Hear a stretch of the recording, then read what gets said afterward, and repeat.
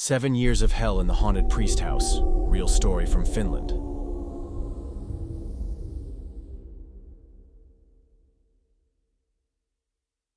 This is a true story from Finland.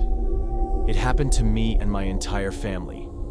And even though years have passed, not a single one of us has ever forgotten what lived in that house.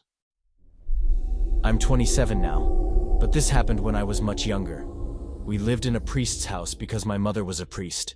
It was me, my parents, my 2 younger brothers, and sometimes my grandma would visit. The house was old, very old. Parts of it were over 200 years old. At first it was quiet, peaceful even, like any old countryside home. But then the terror began, and it didn't stop, for 7 long years. The first thing was small. One day my brother and his friend were home alone. An old Chinese plate that was hanging on the wall suddenly crashed to the ground. My brother accused his friend of messing with the antiques, but his friend swore he hadn't touched anything. That was just the beginning. Months later, we all started waking up at night to the sound of heavy footsteps. From the 2nd floor, walking down the stairs, always stopping at the same spot, right in front of the 2nd door on the 1st floor. We all heard it. There was no one there. One night, I got up to use the bathroom and saw something that made my blood run cold. Our kitchen table and chairs were stacked. Not just messily, deliberately. They were arranged in the shape of a pyramid. I told my parents. They saw it too. My father turned pale, then angry.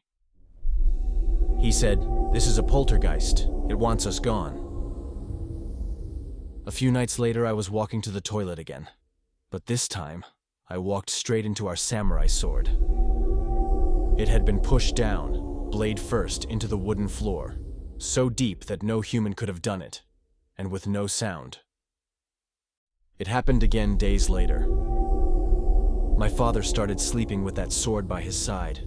We were so scared, we all slept in my parents' room.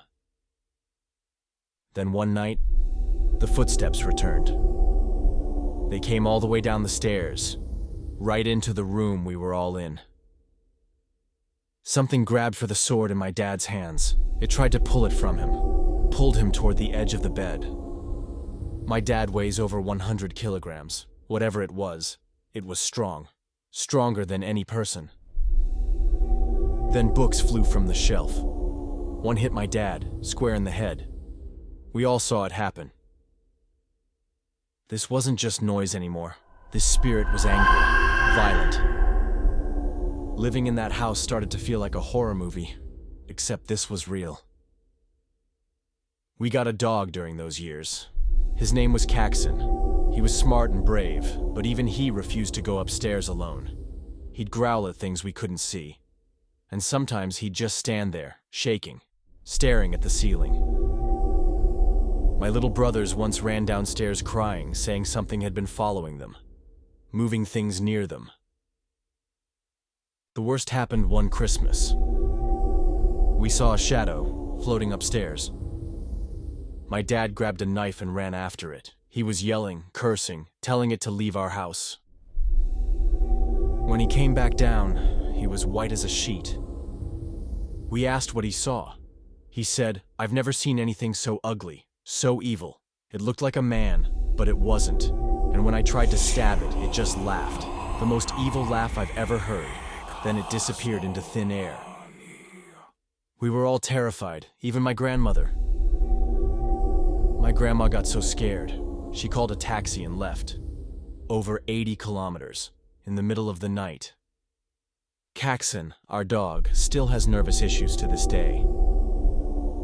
We eventually moved out, and after that, we never experienced anything like it again. But that house, it's still there. People move in and leave just as quickly. Now it stands empty. After everything we lived through, I believe in the paranormal now. I believe there are places in this world where something dark, something not human, lives. And sometimes, they don't want to be alone. If you felt chills during this story, hit that like button. Subscribe for more real horror experiences every week. And if you've ever lived through something like this, let us know in the comments below. Stay safe, stay aware, and remember, shadows don't always come from the light.